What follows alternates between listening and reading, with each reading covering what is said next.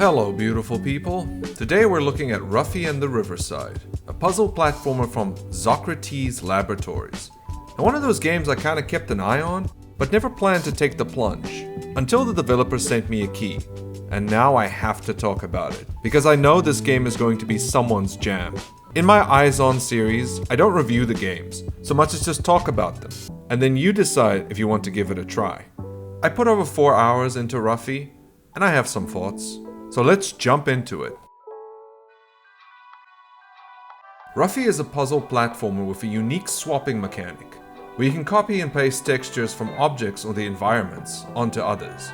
For instance, turning stone columns into wood so they can float, and also allow you to even jump on them on the water, or even break them if they're in the way. Do you need to reach the top but there's a waterfall on the way? Paste the vine texture on there and you can just climb it. It's a really interesting idea. In later levels, you can even copy and paste words or symbols for more complicated puzzles. But even with all that, Ruffy is a platformer at heart. One set in a very beautiful, open-ish world that you can explore in order to find the many collectibles scattered around. From picking up these hidden e-toy creatures, or finding butterflies. These are usually hidden under objects that need to have their texture changed, or in these two-dimensional planes you'll see on the wall. It's a very clear reference to the 2D Mario Odyssey levels. You can access these by solving riddles presented to you by these shady crows. Don't worry too much about the difficulty. Just think for a little bit, and you can solve them, or just pay them to get the answer. Trust me, I've been tempted. Okay, I paid once. You don't have to collect all these in order to progress. Instead, the game progresses linearly with the story, which means you can skip all the collectathon items and instead just focus on going forward. There are also coins scattered all over for you to pick up. All over? Probably the richest I've ever been in a platformer. Story is very standard. You are Ruffy, the chosen one, who has a special power, and along with your friend Pip the Bee, you need to stop the evil Growl from taking over. No, not the musician from Foo Fighters, although. In order to do that, you have to collect all the letters that make up the Riverside sign, because they provide the magic needed to feed the world core. Expect to meet a bunch of interesting characters along the way, from a greedy mole, a secret sect of crows, and a turtle. It's just a turtle. The game is clearly taking inspiration from a lot of classical platformers, the vibrant visuals and music of Banjo-Kazooie. There's also some love for Croc, Mario Odyssey, Psychonauts, and even the multiple gameplay styles of Haven, Call of the King. That's a stretch for sure, but I had to make a gaming deep cut so people would think I'm cool.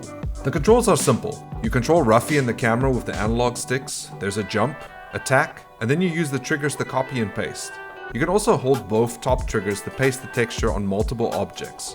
It's all very intuitive, and the controls get no complaints from me. There's even a run button to help you move around faster. Unfortunately, the game does have a stamina bar, but it's not as restrictive as most modern games, and replenishes pretty quickly. You also unlock a hay bale to ride on later, which allows you to grind on rails. That makes sense? Lastly, you unlock the ability to draw over textures so you can create masterpieces like this. Or this. Please, like if you enjoyed the video so far. I really liked Ruffy and the Riverside, but I'm also slightly disappointed. The copy and pasting of textures is a novel concept, and figuring out what you need for the specific puzzle is very satisfying. But it's also limited. You can't change the textures of most objects, or even set people on fire. I had a tough week and I really needed to try that out. But as the game progresses, the puzzles do get more complicated, like changing the directional symbols on this door to get it open, or pasting numbers on this lock to get in the door. What I didn't enjoy were these simple puzzles. Changing them piece by piece was very tedious sometimes, and it would catch me in a way where I made a mistake and had to restart the whole thing. For the entire central grab of the game, I would call a success, if a bit limited. I really wanted to turn all the grass into fire. I need a holiday. The visuals are very vibrant. The mixture of 3D environments, textures, along with the hand-drawn art for all the characters is a match made in heaven. This looks like a late-life PS2 game. The character design is wonderful. They remind me of the Moomin series. I really liked it. Even though their designs got recycled pretty quickly, I saw so many other Ruffys just running around, and that sort of pulled me out a little bit. But hey, I won't fault the game for stretching its budget. When talking to other characters, they do make a quick noise that can be grating, but it's nowhere near as bad as the Banjo games. Their constant yup-yawing in that series drove me insane. I will say, this ghost sounds a little too excited to see me. The story was fine, humor was okay. I do think the game tried a little too hard to be funny sometimes, and would just fall flat for a platformer. But the story is about on par with most games in the genre. Also, the music is pretty good. I loved the main theme and found myself humming it while standing in line at the store. But most of the music didn't stand out that much, instead feeling very ingrained in the mood and environment, which I honestly prefer. Rather have something that enhances the atmosphere instead of standing out and then becoming grating as a result. The controls are very responsive and the actual platforming is a lot of fun, but I do wish there was a bit more challenge. That's not to say the game is too easy. There's some precise jumping that needs to be done. The temple level really took that to a good high point, where you had to side scroll up these steps, dodging the boulders and precision jumping over these spikes. But I really enjoyed these controls and I just wanted a little bit more. Some more meat. Later on, you'll find these dimension levels you can enter to unlock a door. You need to raise blocks in order to get these balls onto a switch. Easy enough.